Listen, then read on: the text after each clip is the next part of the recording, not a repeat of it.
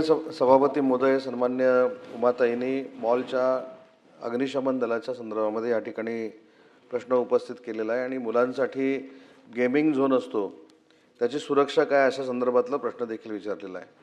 मुंबईमध्ये आपल्याला देखील माहिती आहे की एकूण 68 मॉल आहेत आणि ज्यावेळी तपासणी झाली त्यावेळी 47 मॉलमध्ये ह्या सगळ्या सुरक्षा आपल्याला आढळलेल्या आहेत। 18 ठिकाणी ह्या सुरक्षा आढळल्या नव्हत्या म्हणून जी काही अग्निसुरक्षा मानके आहेत त्याच्या संदर्भात त्यांना नोटीस देण्यात आलेली होती 120 दिवसाची।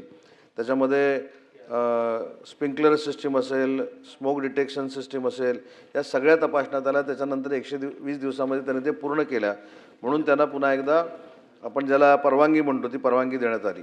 आणि 3 मॉल मुंबईमधले जे आहेत हे बंद परिस्थितीमध्ये आहेत, तर त्याच्यामध्ये तपासणी झाल्यानंतर बंद असल्यामुळे कारवाई करण्याचा काही प्रश्न झाला नाही। परंतु सन्माननीय सदस्यांनी जो प्रश्न या ठिकाणी मांडला आहे की मुलांसाठी गेमिंग झोनमध्ये सुरक्षेचे निकष पाळले जातात की नाही या संदर्भामध्ये पुन्हा एकदा पूर्ण मुंबईचाच नाही तर मुंबई असेल, पुणे असेल, नागपूर असेल, जिथे जिथे मॉल्स आहेत त्या ठिकाणी सुरक्षतेचा एक आढावा घेण्याच्या सूचना या आयुक्तांना दिल्या जातील आणि जो काही आढावा तो घेतील तो पुढच्या अधिवेशनामध्ये पटलावर ठेवण्यात येईल।